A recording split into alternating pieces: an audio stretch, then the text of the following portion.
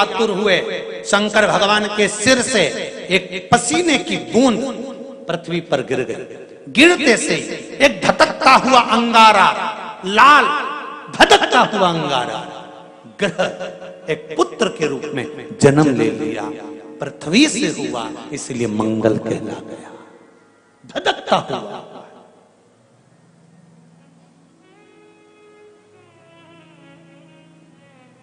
पर अंधकासुर अभी नहीं मरा है। अंधकासुर की मृत्यु अभी नहीं हुई है। हर हर महा अंधकासुर की मृत्यु अभी नहीं हुई। धधकता हुए अंगारे के रूप में मंगल ग्रह प्रकट हो गए, जन्म ले लिए। पार्वती जी ने पूछा ये कौन है? शिव जी कहते हैं ये मेरे पुत्र के तुल्य है, क्योंकि मेरे शरीर के पसीने से उत्पन्न हुआ है, मेरे मस्तक के पसीने से पृथ्वी पर गिरने के कारण ये उत्पन्न हुआ है। इसका नाम मंगल होगा। ये ग्रह मंडल में रहेगा, देवताओं के रूप में पूजा जाएगा, पर मेरे क्रोध के कारण उत्पन्न हुआ है, इसलिए इसका ग्रह थोड़ा सा क्रूर होगा।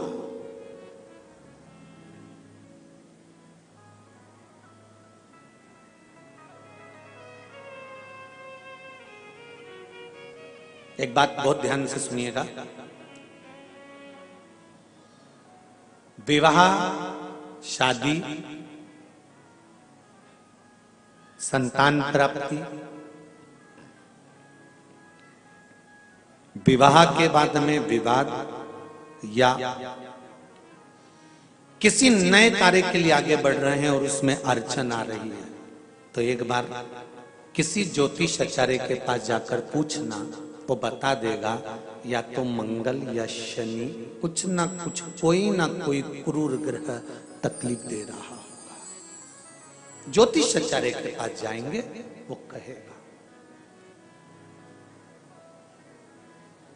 जितने भी ग्रह हैं, चाहे राहु हो, केतु हो, मंगल हो, शनि हो, बुध हो, भौम हो, सूर्य हो, ये सारे जो ग्रह हैं ये शंकर भगवान के शिवलिंग के पास में विराजमान है। शिवलिंग के पास में विराजमान।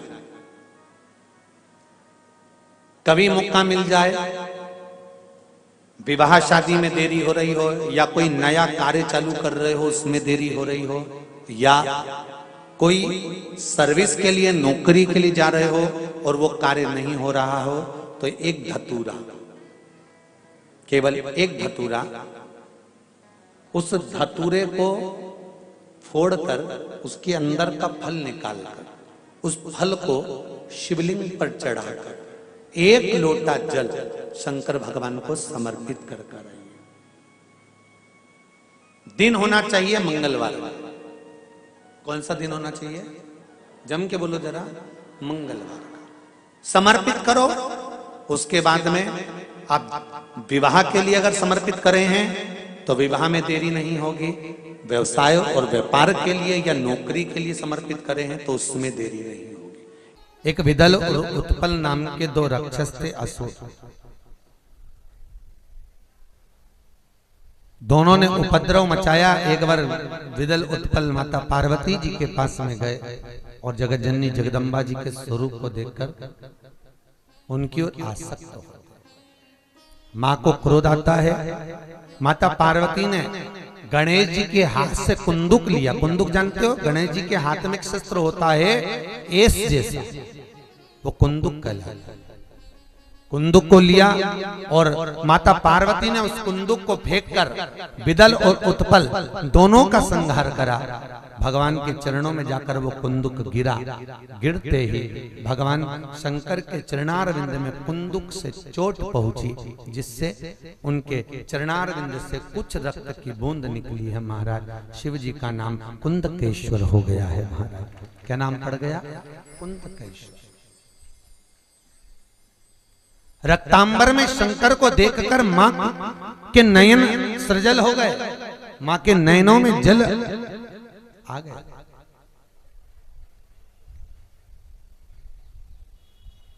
इसलिए माता पार्वती ने भगवान शंकर से वर मांगा, भोलेनाथ आज के बाद आपके शरीर पर रक्तांबर ना दे, रक्त ना दे। महाराज चंदन चढ़ेगा, अष्टगंध चढ़ेगा, हल्दी चढ़ेगा। अच्छा, कई लोग कहते हैं महाराज जी किसी किसी शास्त्र में हमने जैसे एक लाइन इसमें ही पढ़ लो अपन, लिंगाष्टक इसमें शिव के शरीर पर मां कह रही है रक्तांबर ना दे।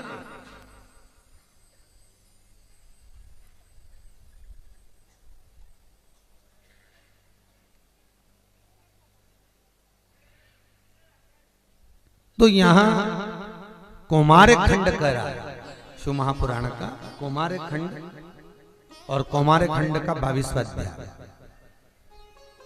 शिव महापुराण में वर्णन कर रहा है कि पार्वती जी ने शंकर जी से यह मांगा कि मैं रक्तांबर न देखूं। ठीक है, तो शंकर जी पर अष्टगन चढ़ता है, चंदन चढ़ता है, अबीर चढ़ता है, गुलाल चढ़ता है, पर शिव पर रोली कुंकू नहीं चढ़ता। पर लिंगाष्टक के अंतर्गत कुमकुम चंदन लेपित लिंगम, या स्पष्ट किया कि कुंकू चंदन। तो महाराज जी फिर ये चरित्र का वर्णन, कुंकू तो यहां लिखा है कि कंकु चढ़े, तो बहुत ध्यान देना महाराज। शंकर भगवान के शिवलिंग पर आपको फिर निवेदन करूंगा, भगवान शंकर का ये शिवलिंग है। ठीक है, ध्यान देना, ये माता पार्वती का स्थान है, बीच में शोक सुंदरी, राइट लेफ्ट भगवान के पुत्र, ऊपर 5 कन्या। पूरे शिवलिंग पर आप सब कुछ समर्पित करो, पर कुंकू जब भी शंकर को चढ़ाओगे तो जो पार्वती का स्थान है वहीं पर आप चढ़ाए, पार्वती का स्थान। क्योंकि माता जगतजननी जगदम्बा माता पार्वती ने शंकर से जो मांगा है आपके शरीर पर रक्तांबर ना दे। ठीक है, आपके शरीर पर रक्तांबर ना दे महाराज, क्योंकि कोई भी पत्नी अपने पति को कभी रक्त में सना हुआ नहीं देखना चाहती। जो बेटियां ससुराल में दुखी हैं, बहुत कष्ट में हैं, या आपस में सामंजस्य पति पत्नी का नहीं बन रहा है, या कोई विवादित वाली बात है, तो निवेदन है तलाक पर बात को लेकर मत जाना। एक बार बाबा देवाधिदेव महादेव का एक भाव जरूर प्रकट करना। महाराज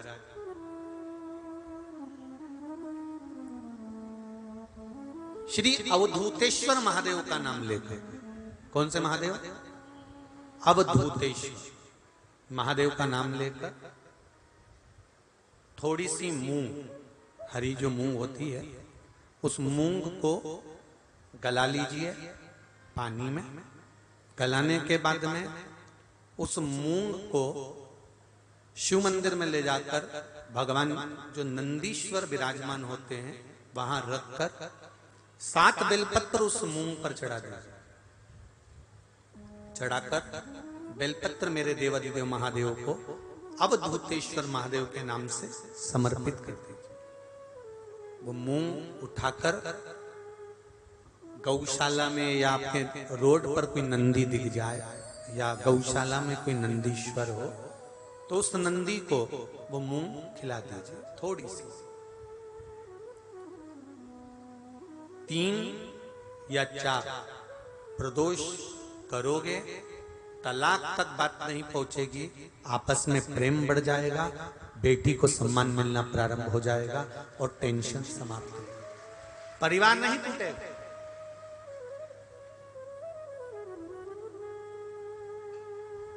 हमारे यहाँ तो मूंग का प्रयोग, जो हरी मूंग होती है, धना होता है, खड़ा धना, गुड़,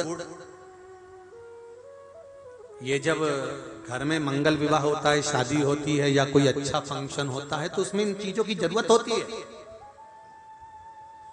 कभी आपने अपनी सासू माँ से पूछा कि मम्मी ये मूंग क्यों रखते हैं? ये गुड़ क्यों रखते हैं, ये खड़ा धना क्यों रखते हैं? ये तो सब दाल का सामान है, ये तो सब वहां रसोई घर में होना चाहिए। फिर ये पूजा की थाली में इसको क्यों रखते हैं, उसका कारण क्या है?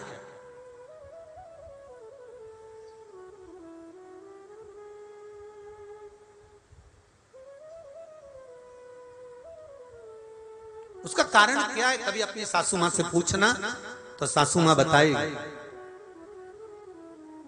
कि जिस समय पर